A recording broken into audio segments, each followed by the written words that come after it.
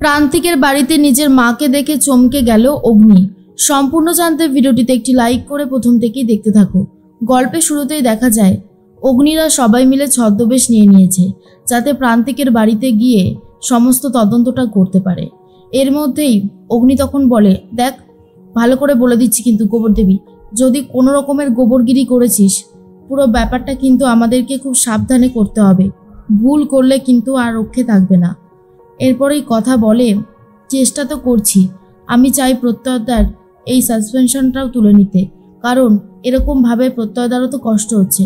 প্রত্যয় তখন বলে, আরে না না, আমাকে নিয়ে তুমি এত চিন্তা করো না, আমরা সবাই মিলে আছি, ও ঠিক ব্যবস্থা করে নেব, একটা না একটা উপায় ঠিক বেরিয়ে যাবে, এসব নিয়ে আমি অত ভাবছি না, আমরা চেষ্টা তো করতেই পারি, তারপর বাকিটা ভগবানের ইচ্ছে, যা হবে দেখা যাবে।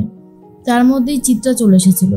চিত্রা বাড়ির বাইরে থেকে বেরিয়ে এসে বলে, বাবা এরা এখানে কি করছে, এতগুলো ছেলে মেয়ে? এদিক ওদিক না তাকিয়ে সোজা নিজের বাড়ির দিকে রওনা দেয়। অন্যদিকে কথা ভাবে, পাচক মশাই আমাদের হাতে কিন্তু আর বেশি সময় বাকি নেই, আমাদেরকে যা করার ঝটপট করে করতে হবে। অগ্নি তখন বলে, হ্যাঁ আমিও সেটাই ভাবছিলাম, চল আমরা এগিয়ে যাই, আর এখানে দাঁড়িয়ে থেকে কী লাভ। এর মধ্যেই আস্তে আস্তে অগ্নিরা এগিয়ে আসে। বাড়ির মধ্যে ঢুকে আসতেই সিকিউরিটি বলে, আপনারা কারা, এইভাবে বাড়ির মধ্যে ঢুকে এসেছেন?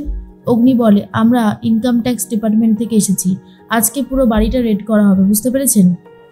এর মধ্যেই সিকিউরিটি বারণ করলে কোনো কথা শোনে না, অগ্নিরা ডিরেক্ট ভেতরে ঢুকে গেছে। প্রান্তিক বিশ্বাস আর জয়দীপ বিশ্বাস বলে, এ কি আপনারা কারা এভাবে ঢুকে এসেছেন? তখনই অগ্নি বলে, আমরা হলাম ইনকাম ট্যাক্স ডিপার্টমেন্টের লোকেরা, আমরা এখন এখানে সমস্ত কিছু সার্চ করব, বুঝতে পেরেছেন কমন অফিসার? সবাই তাড়াতাড়ি সার্চ করা শুরু করে দেন। আর এর মধ্যেই কথা, প্রত্যয়, আক্ষি, জুনি, ঋতু সবাই মিলে সার্চ করা শুরু করে দিয়েছে। প্রান্তিক তখন বলে, এইভাবে যার তার বাড়ি সার্চ করা যায় না, আপনারা কিন্তু অন্যায় করছেন অফিসার। জয়দীপ বিশ্বাস বলে, বুঝতে পারছি না এরা যে কি করতে চাইছে কে জানে। কথা তখন ভাবে, কোথায় গেলে যে কি খুঁজে পাবো সেটাই বুঝতে পারছি না, কোথা থেকে যে শুরু করব। প্রান্তিক বিশ্বাসের বাড়িটা তো আর কম বড় নয়। অগ্নি তখন বলে, সবাইকে তাড়াতাড়ি করে বললাম তো খুঁজতে, আসল জিনিসটা আদৌ পাওয়া যাবে তো? এর মধ্যেই কথা তখন খুঁজতে থাকে, আর ঠিক তখনই প্রান্তিক গিয়ে বলে, এটা আমার বেডরুম, আপনার সাহস হয় কি করে আমার বেডরুমটায় এরকমভাবে এসে সার্চ করছেন? আপনি কিন্তু বড্ড বেশি বাড়াবাড়ি করছেন। কথা বলে, এটা আমি ভালোভাবেই সার্চ করছি, আপনি কি শিখিয়ে দেবেন নাকি আমাকে? এর মধ্যেই প্রান্তিক কথার গায়ে হাত তুলতে যায়, আর তখনই চলে আসে অগ্নি আর বলে, একজন অন ডিউটি অফিসারের গায়ে এভাবে টাচ করতে পারেন না, আপনার তো দেখছি কোনো শিক্ষা দীক্ষাই নেই। আর প্রান্তিক তখন বলে, আপনি দয়া করে চুপ করুন, এভাবে আমার ঘরবাড়ি সার্চ করছেন কেন, কিসের জন্য? অগ্নি তখন বলে, আগেই তো বললাম কিসের জন্য সার্চ করছি, কথাটা বোধহয় আপনার কানে যায়নি তাই না?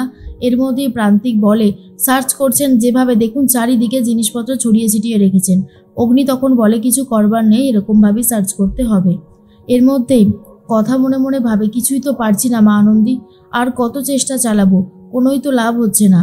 তার মধ্যেই অগ্নির মা ঠাকুর ঘরে পুজো করছিল, আর এর মধ্যে অগ্নি জিজ্ঞেস করে, আপনার বাড়িতে কতজন মেম্বার রয়েছে?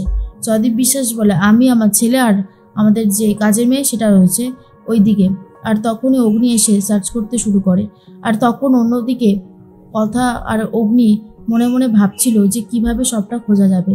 অগ্নি এসে দাঁড়িয়ে রয়েছে ঠিক তার মায়ের সামনে, কিন্তু বুঝতে পারিনি এটাই তার মা। অগ্নির মা তখন ভাবে, কেমন যেন অন্যরকম লাগছে মনে হচ্ছে, কেউ মনে হচ্ছে সামনে এসে দাঁড়িয়েছে, সে আমার অনেক চেনা। আর ঘরটা দেখেও অগ্নি বলে, এই ঘরটা এমন কিছু রয়েছে যেটা আমার খুব চেনা চেনা লাগছে। এর মধ্যে অগ্নির মা সামনে ফিরে দাঁড়ায় আর বলে, তুমি কে? অগ্নি তখন বলে, আমি হলাম অফিসার, আমি এখানে সার্চ করতে এসেছি। আচ্ছা আপনাকে আমার এত চেনা চেনা লাগছে কেন বলুন তো, মনে হচ্ছে আপনাকে আমি অনেক দিন ধরে চিনি। তখনই অগ্নির মা বলে, আমাকে তুমি কি করে চিনবে, আমি তো কাউকেই খুব একটা মুখ দেখাই না, তাই আমাকে চেনার তো কোনো প্রশ্নই আসে না। অগ্নি তখন বলে, তা অবশ্য ঠিকই, কিন্তু আমার মনে হচ্ছে আপনি খুব আপন কেউ আমার, বারবার এই একটা কথাই মনে হচ্ছে। অগ্নির মা বুঝতে পারে, কিন্তু অগ্নির মা তবুও ঘুমটা খুলে না আর বলে, না না, কে না কে হবে, আমি ঘুমটা খুলবো না। অগ্নি তখন ভাবে, সব কিছুই আমার জীবনে কেমন যেন এলোমেলো হয়ে গেছে, সবাইকেই কেমন নিজের মা বলে মনে হয়, কবে যে আমি আমার মাকে খুঁজে পাবো জানি না। তার মধ্যেই কথা এসে বলে, পাচক মশাই ওদিকে সব তন্ন তন্ন করে সার্চ করা হয়ে গেছে, তেমন কিছুই চোখে পড়েনি। অগ্নি তখন বলে, সে কিরে, কিছুই চোখে পড়লো না? আচ্ছা ঠিক আছে, আমি দেখছি কিছু করা যায় কিনা, তুই চিন্তা করিস না। এরপর সবাই মিলে গাড়ির গ্যারেজে চলে আসে সেই গাড়িটাকে খোঁজার জন্য, যেই গাড়িটাতে অ্যাক্সিডেন্টটা হয়েছিল। এরপরেই অগ্নি তখন বলে প্রত্যেকটা গাড়ির কভারটা খুলে ফেল। এরপর কভারগুলো খুলে ফেলে দেখে সেই গাড়িটা, যেই গাড়িটা কিনা অরুণকে মেরে দিয়েছিল। প্রান্তিক তখন বলে কি ব্যাপার, এরা গাড়ির গ্যারেজে কি করছে, এইভাবে গাড়ির গ্যারেজে সার্চ করছে কি? জয়দীপ বিশ্বাস বলে আচ্ছা আমি একটা কথা বুঝতে পারছি না যে এরা এইভাবে সার্চ ফার্চ করছে কেন, তেমন কিছু তো পাইনি, চলে গেলেই তো হয়। তখনই অগ্নি বলে কথা ইমোশনালভাবে এরকম বলিস না কিছু, সবাই কিন্তু দেখছে, ওরা আমাদের দিকে তাকিয়ে আছে। তখনই প্রান্তিক বলে সেটাই তো ভাবছি বাপি। জয়দীপ বিশ্বাস বলে এই 1 মিনিট, ইনকাম ট্যাক্স ডিপার্টমেন্টের যে আইডেন্টিটি কার্ড সেটা তো এরকম হয় না, সেটা শুনে নিয়েছিল অগ্নি। আর বলে মিস্টার বিশ্বাস হেল্প আর কোঅপারেট করার জন্য ধন্যবাদ, চলুন আমাদের সার্চ করা হয়ে গেছে। প্রান্তিক তখন বলে 1 মিনিট দাঁড়ান, কিন্তু কেউ আর দাঁড়াতে চায় না, সবাই মিলে চলে এসেছে গাড়িতে। আর ঠিক তখনই কথার সাথে একজনের ধাক্কা লাগে আর তার মুখটা দেখে নেয় কথা আর ভাবে এনাকে আমার বড্ড চেনা চেনা লাগছে, কোথায় যেন দেখেছি কিন্তু মনে করতে পারছিল না। অগ্নি তখন বলে কিরে তুই চুপ করে আছিস, মানে তোর মাথার মধ্যে কিছু একটা চলছে, কি হয়েছে বলতো, বল না কি ভাবছিস। কথা বলে পাচক মশাই ওখানে একটা ছেলের সাথে আসার সময় আমার ধাক্কা লাগলো, তাকে আমার বড্ড চেনা চেনা লাগছে। হ্যাঁ মনে পড়েছে, তাকে তো আমি দেখেছিলাম জেলে, যেদিনকার ওই মানে শঙ্কু কাকাকে অ্যারেস্ট করে নিয়ে যাওয়া হলো, ওই কয়েদিটাই তো ছিল, মনে আছে? তখনই অগ্নি বলে কি বলছিস, কয়েদিটা প্রান্তিকদের বাড়ি যাচ্ছে, তার মানে কি প্রান্তিকই ওকে ওইখানে পাঠিয়েছিল? এখন তো মনে হচ্ছে 2 2 4 হয়ে যাচ্ছে। কথা বলে আমারও সেটাই মনে হচ্ছে, চলুন না একবার গিয়ে দেখা যাক। এরপর গাড়ি নিয়ে এসে গেটের বাইরে অপেক্ষা করছিল যাতে ওই ছেলেটা বেরোলেই ধরতে পারে। এর মধ্যে প্রান্তিক আর জয়দীপ বিশ্বাস তাকে 1 পেটি মাল দিয়ে বলে ঠিকঠাকভাবে জায়গায় পৌঁছে দিবি। চারিদিকে পুলিশ, তারপরে লোকজন কিন্তু ব্যাপক ঘোরাঘুরি করছে, মনে থাকবে তো? তখন সেই গুন্ডাটা বলে হ্যাঁ হ্যাঁ মনে থাকবে, আপনারা একদম চিন্তা করবেন না, আমি ঠিক সময় পৌঁছে যাব। প্রান্তিক তখন বলে পৌঁছে গেলেই ভালো। অন্যদিকে প্রত্যয় বলে এখন আমার মনে হচ্ছে সেদিন যেই মৃত্যুটা ঘটেছিল সেটা কোনো স্বাভাবিক মৃত্যু তো ছিলই না, জেলের মধ্যে বসে ওই শয়তানটাই এই কাজ করেছিল।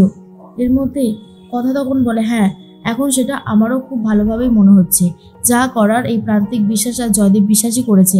বারবার আমরা শুনছিলাম না নতুন মালিক, এই জয়দীপ বিশ্বাসই নতুন মালিক হতে চাইছে গুহ ফার্মাসিটির, সেটা আমরা বুঝতে পেরে গেছি।